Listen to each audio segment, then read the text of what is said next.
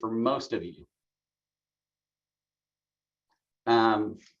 So if some of this seems familiar, it's because much of it is something that we've shared before. But so going back to last year, the Pandemic Emergency Assistance Fund was authorized by the American Rescue Plan.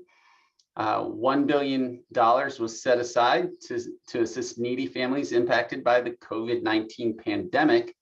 And the eligible entities include states, including the District of Columbia, tribes that operate a tribal TANF program, and all 5 U.S. territories that are shown there.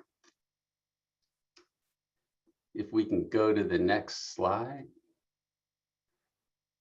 So of the $1 billion, $2 million was set aside for federal administration. So this webinar, in fact, is made possible in part because of that $2 million set aside. 92.5% of the remaining funds were distributed to states in the District of Columbia, and 7.5% were distributed to tribal TANF programs and the U.S. territories. And those allotments were based on the tribal or territorial share of the total TANF funds distributed. So it was all done proportionally among tribes and territories. So let's go to the next slide.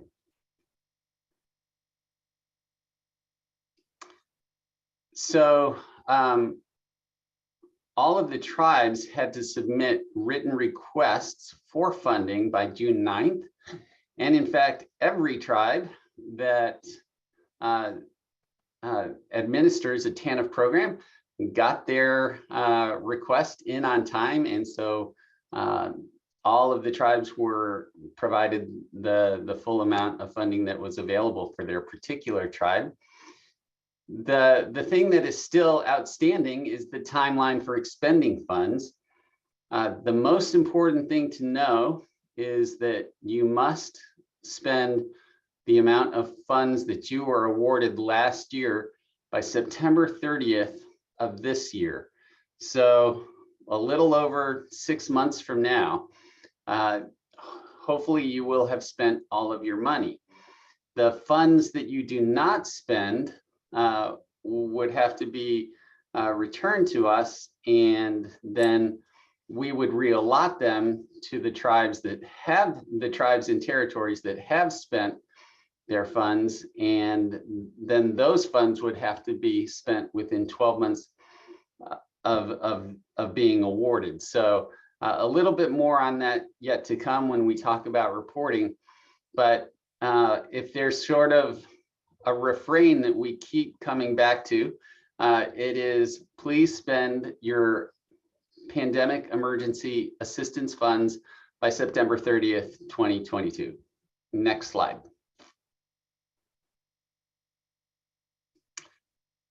So how may the funds be used?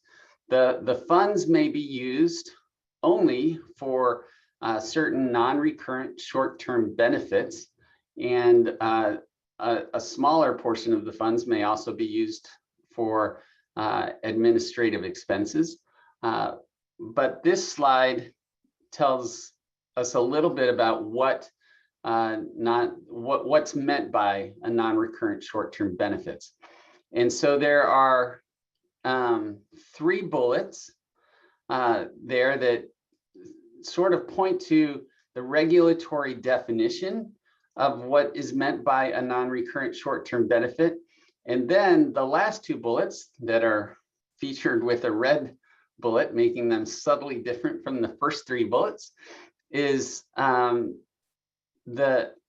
some additional language that is specific to the non-recurrent short-term benefits that are associated with the Pandemic Emergency Assistance Funds.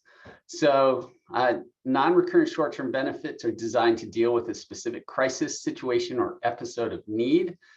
They must not be intended to meet ongoing needs, and they must not extend beyond 4 months. I will continue down the bullet list. So the last two bullets are pretty specific in how they may be used and how they may not be used. So they must only include expenditures such as emergency assistance and diversion payments, emergency housing and short-term homelessness assistance, emergency food aid, short-term utility payments, burial assistance, clothing allowances, and back-to-school payments. They may not include tax credits, childcare, transportation, or short-term education and training. So in terms, a couple of other things when thinking about how the funds may be used and who they may be used for. I just mentioned that they are designed to deal with a specific crisis situation or episode of need.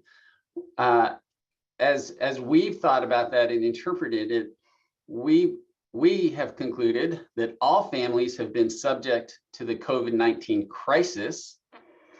And so you don't necessarily need to do an assessment of the crisis that a family has experienced. However, any recipients of emergency assistance funding would still be required to meet an income eligibility requirement for needy families. The income eligibility requirement may be the same as the existing TANF income eligibility requirement, or you may have a TANF or 477 plan that defines needy differently for non-recurrent short-term benefits than it does for TANF assistance.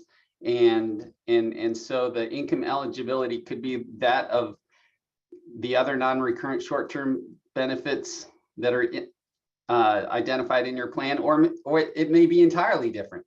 So there's flexibility, but you don't have to demonstrate that a family has experienced a crisis.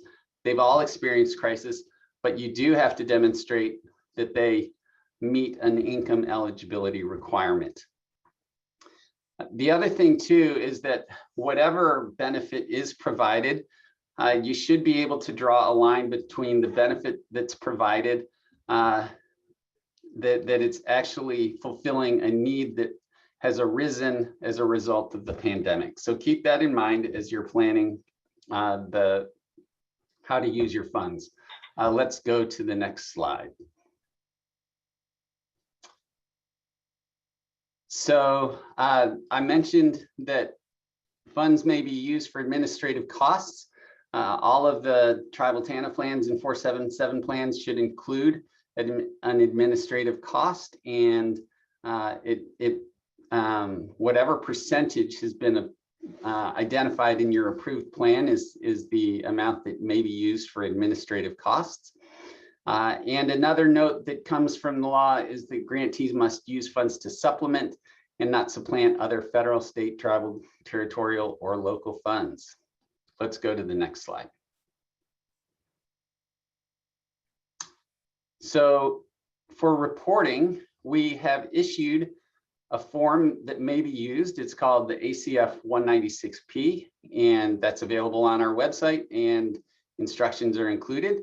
And most of you are familiar with it because the first one was due at the end of December. For 477 tribes, 477 tribes are not required to use the ACF 196P. They may, but they're not required to. As an alternative, they may include the expenditure data in the narrative portion of their 477 report. And in particular, when they do, they should include cumulative expenditures for administration and non-recurrent short-term benefits. And the definitions for what those expenditures include are the things that I've already talked about, and it's also outlined clearly in the instructions for the ACF 196P form.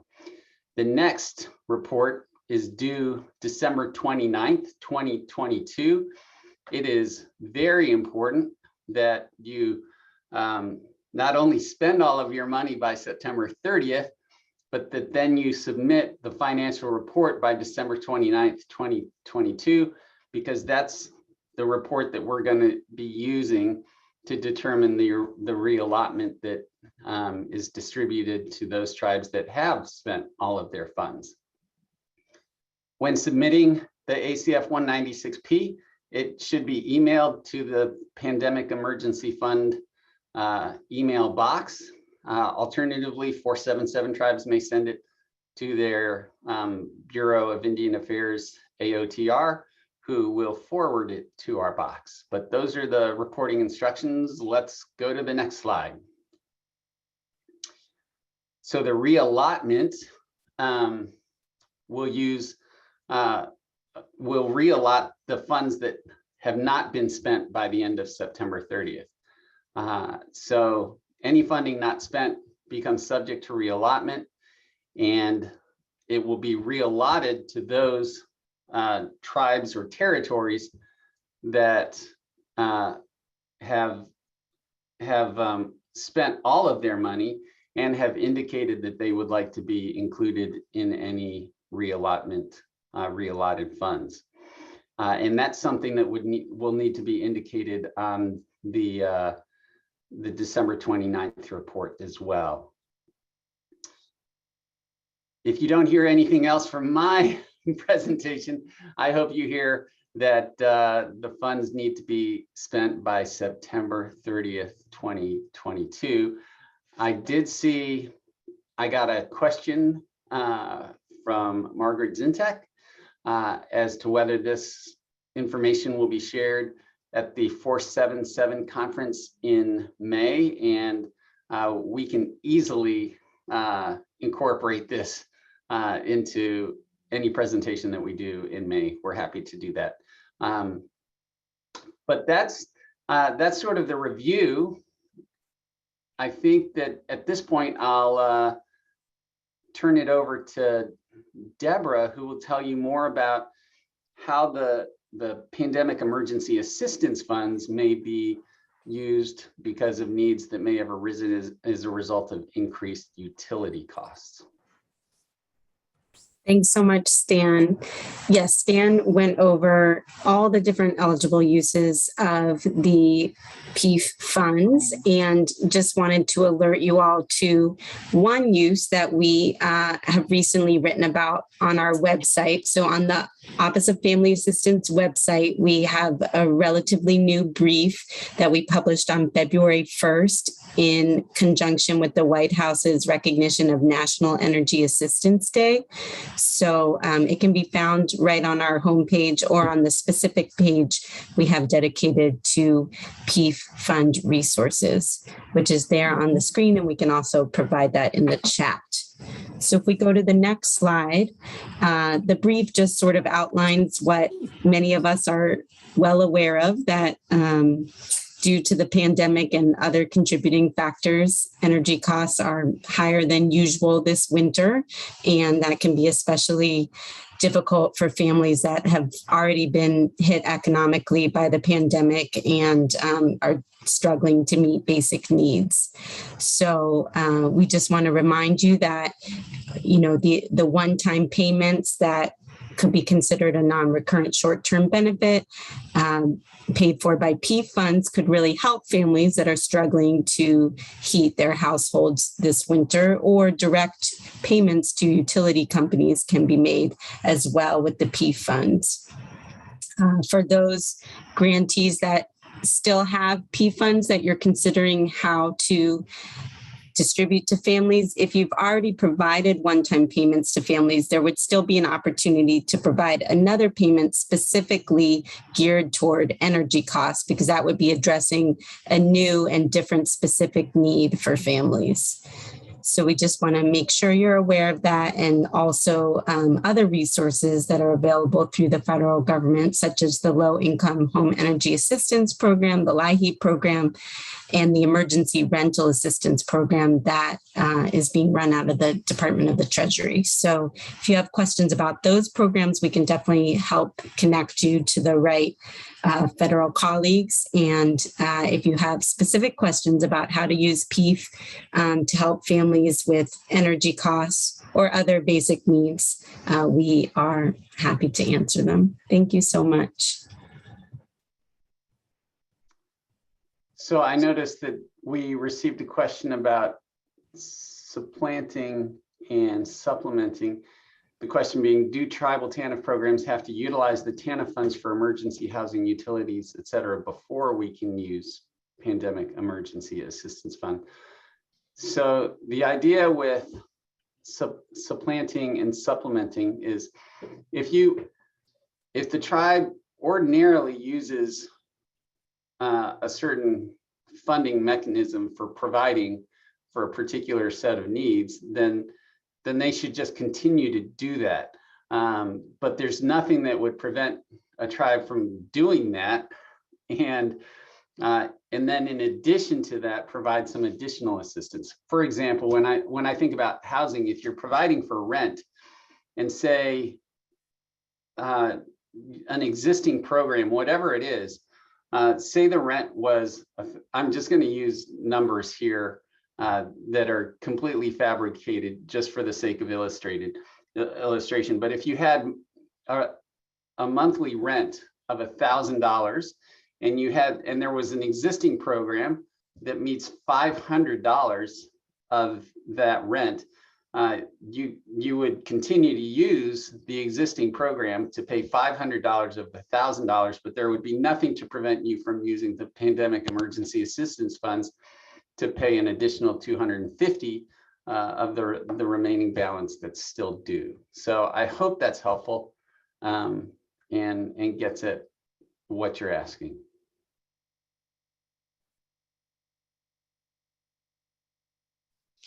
Thank you, Stan. There are a couple of other questions in the chat which have been answered by colleagues, which is one of our favorite things to see.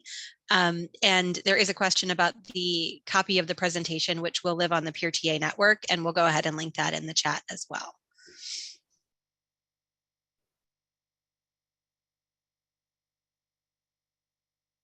And I don't see any other questions at this point.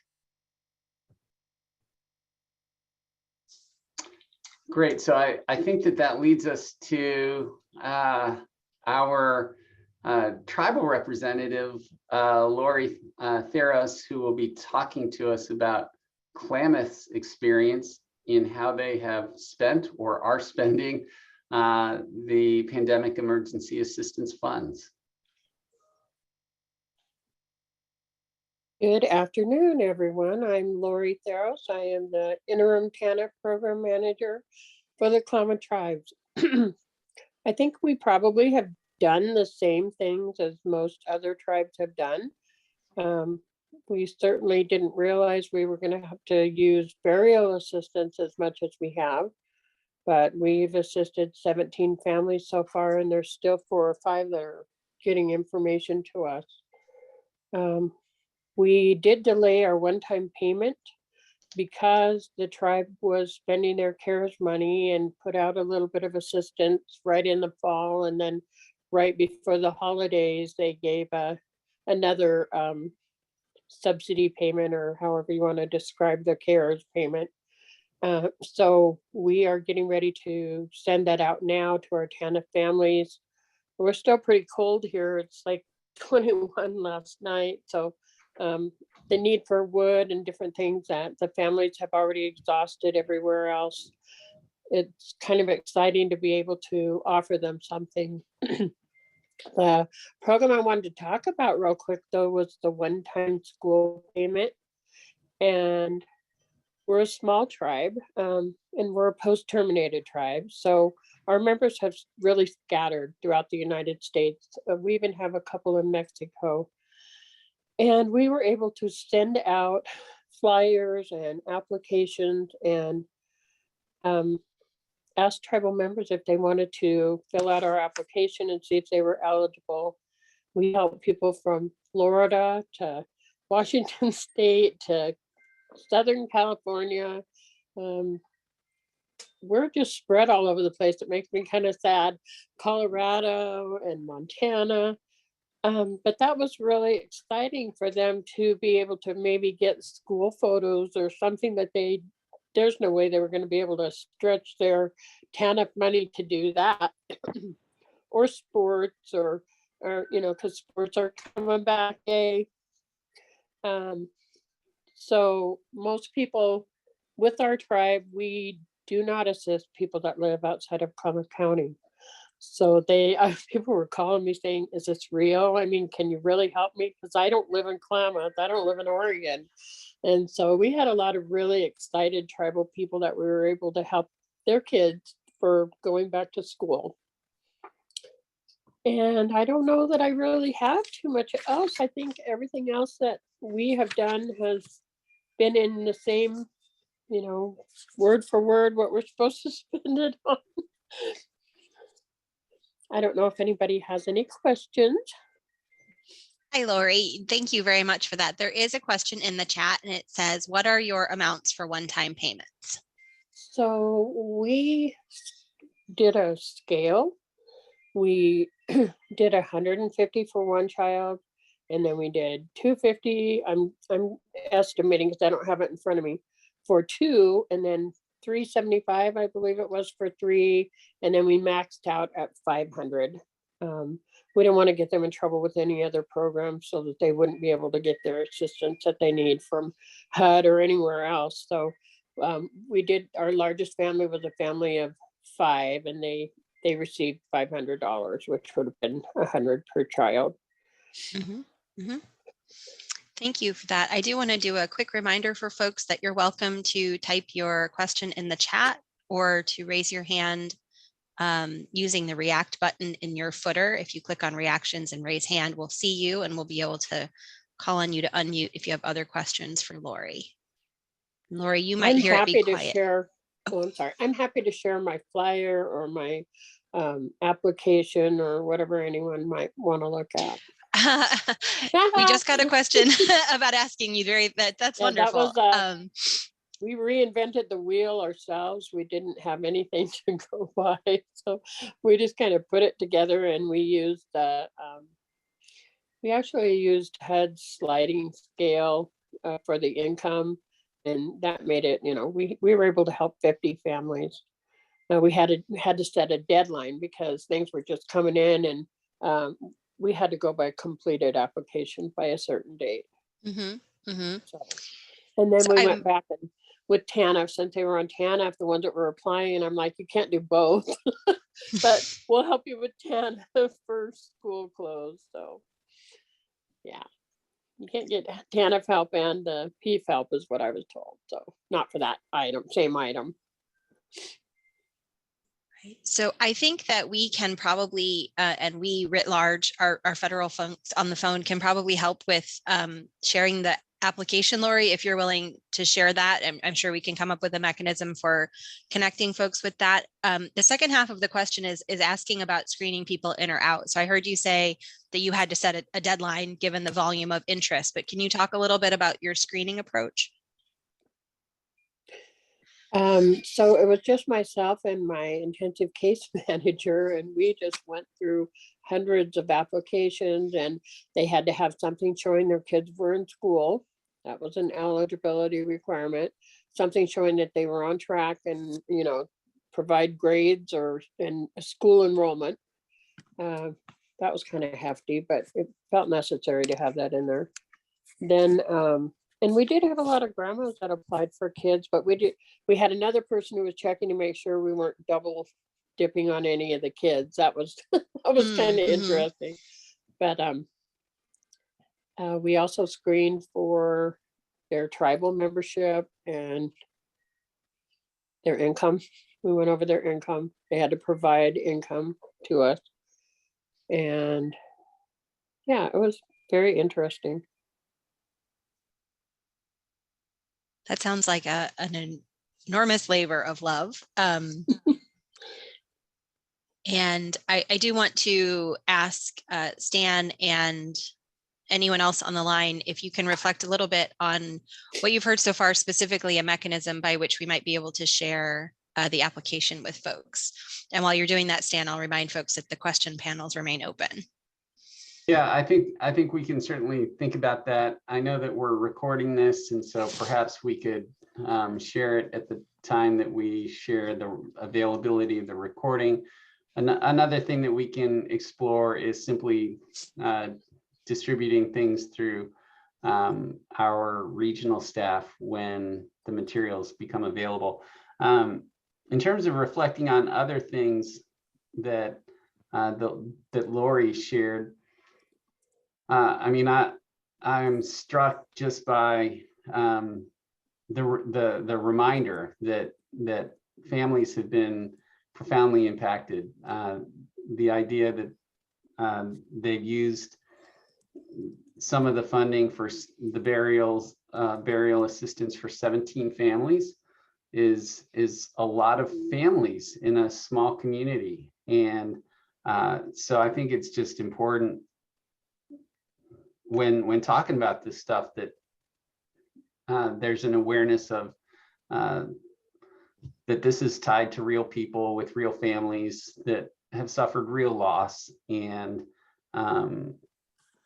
it's for me, it's just important to remember that. And so I appreciate you sharing that, and I wish that there were more ways that we could be supportive. She mentioned that members out of state were contacted. That's something that's a little bit unique to the tribal program, is that if you want to explore ways of using this funding for members that are not outside, that are outside of your regular TANF service area, that is something that you can consider doing. I heard her say Mexico. I'm not sure that we want to be sending money internationally, but we weren't able to help them. Okay. We were not able. So that is probably one thing that we would definitely have to double check on before we endorse that strongly.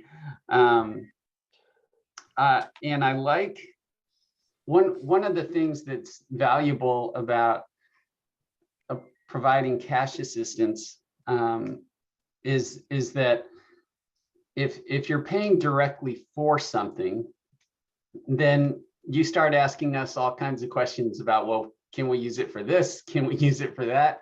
And some of those questions can be difficult for us to figure out. But we do know that if you provide a cash assistance, then a family can use it in the same way that they would use any other cash.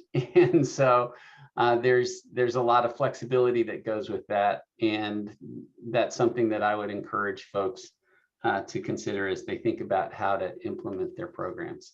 I'm really impressed that Klamath developed a screening and assessment tool, because that's an extra step that there can be administratively burdensome, and that's something that you'll just want to consider. The other kind of option to consider would be to simply do a supplemental payment to families that may already be receiving TANF cash assistance. So you're not bound or limited to serving existing TANF families, but depending how you look more broadly, it can be more administratively challenging. Yeah, thank you, Stan. I'm going to have a little facilitator's privilege here and ask the questions in the chat out of order, because one of them directly speaks to what you just said, Stan, which says, we are wanting to reach out to clients that are on SNAP or Medicaid. What eligibility requirements are needed? Application, proof of income, proof of Medicaid or SNAP, and utility bill. And here's the point. And if a client is on our TANF caseload, does that make them ineligible for PEAF assistance? So if they are on your TANF caseload, they are not ineligible for PEAF assistance. They may be provided PEAF assistance in addition to their TANF. In terms of the Medicaid and SNAP, it kind of depends how you plan on coordinating with them. I think it would be sufficient, like if you know that they're on Medicaid, or if you know that they're receiving SNAP, then you know that they met an income eligibility requirement in order to receive those benefits. And so I guess what I find myself sort of wrestling with right now is that the tribe may not be administering SNAP and Medicaid. And so there may be some logistical pieces in how you coordinate with those that are administering those programs. Alternatively, you could simply have them provide proof that they are receiving those benefits. And that seems like that would be an appropriate way to go. Great, thank you. I do want to note, Oh, sorry, go ahead, I see Deborah. that, one of our OFA colleagues, Julie Fong, was writing in about PEAF benefits and countable income. And it's something I heard Lori mention while she was talking. And thank you so much for sharing your experience, Lori. It sounded really powerful what you were doing there. But I did hear you say something about you wanted to make sure that wouldn't affect other benefits. And I can't speak for all benefits. I do know that we checked with the U.S. Department of Agriculture, and PEAF funded non-recurrent short-term benefit to a family would not affect their SNAP benefit levels. So in that sense of reportable income, it would not affect how much SNAP assistance they would be able to receive. I think that's the genesis of the question. But if there's more questions or comments on that, we'd be happy to try to answer them. Thank you, Deborah. I see that Jeanette had a follow-up about, so that would take care of income verification if they provided proof of Medicaid or SNAP. Yes, that would. So, but you also include utility bill. Providing a utility bill would not be a demonstration of meeting an income eligibility requirement. And I think that you would want to be clear about what your income eligibility requirement is. And so if you can be clear about your income eligibility, then once that's clear, then yes, a person's participation in Medicaid or SNAP may be sufficient to demonstrate that they're meeting the income eligibility requirement. I will invite Tanya Davis to maybe she can state it more plainly than I've just done. Yeah, there are different levels you can put in for PEAF as far as what is needy. So you could use your TANF assistance eligibility. That's one easy way to do it. You could use a SNAP recipient. If you're receiving SNAP, we're going to say you're needy. You can get a PEAF benefit. We can say if you're getting, a HUD benefit or Medicaid or whatever, you're needy, you can get a PEAF benefit. You could also just pick a number. Like if you wanted to extend it beyond people who are already receiving assistance. And if you say if your current level is somewhere around 100% poverty, you could say for PEAF, we'll accept families up to 250% poverty. There are different ways that you can set the level for who's going to receive it, but one of the easiest is to pick another program that has an established level of need and say, because generally people get SNAP at a higher level than they would get TANF, and you could extend how many people receive it that way. So you have options on how to set it. Thank you, Tanya. And Julie, thank you so much for being so active in the chat and responding to questions. There is a question in here about extending beyond 4 months. Anybody else want to tackle that? Julie's already answered to some extent.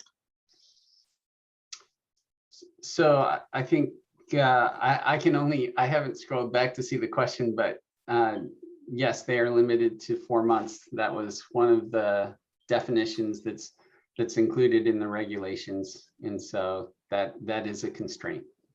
But to clarify, it doesn't have to be for 4 months. You can give a one-time cash payment. That's it. You don't have to spread it out over 4 months. Additionally, if you give someone one PEAF benefit, say you gave it last fall for school, that doesn't mean you can't do another one now for utilities, rent, general need, what have you, as long as it's related to the pandemic.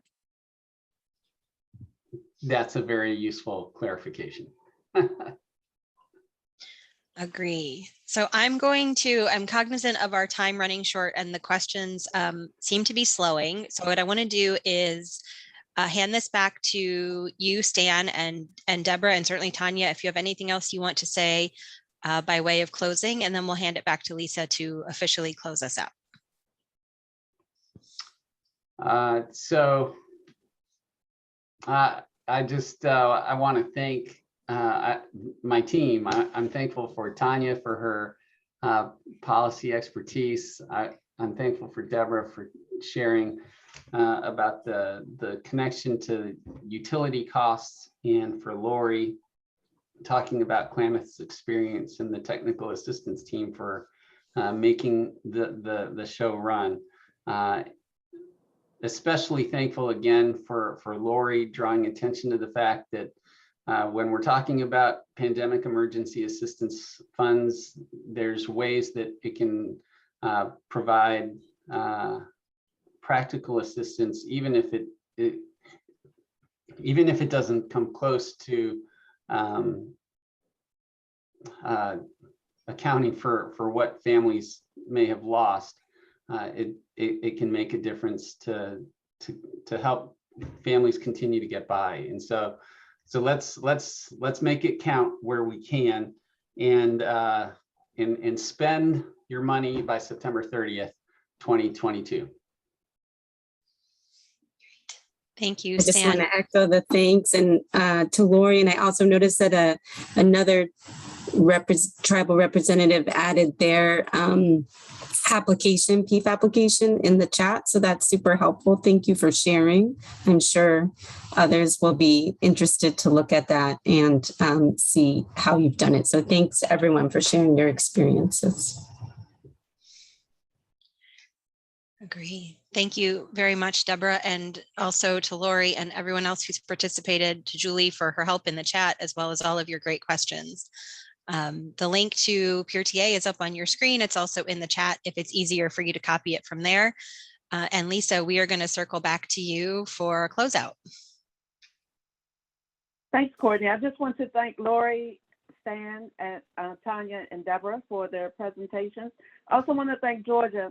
Deborah mentioned it, but thank you, Georgia, for sharing the Morongo Tribal TANF Program PEAF application. I'm sure if you did not see the link, we will include it in the as we share the recording. I also want to thank trying to find there was a lot of valuable information in the chat, and Margaret Zynak gave a lot of good information about the NIATEC conference and the fact that the overflow hotels have more room. So thank you so much. Thank you for the robust question and answers and making this information, this webinar, useful for everyone. And thank you so much to federal colleagues as well as the ICF colleagues, Courtney, Janetta, and Brianna, for all your work behind the scenes. Thank you so much, and everyone have a good afternoon. Bye-bye. Thank you. And thanks, Julie.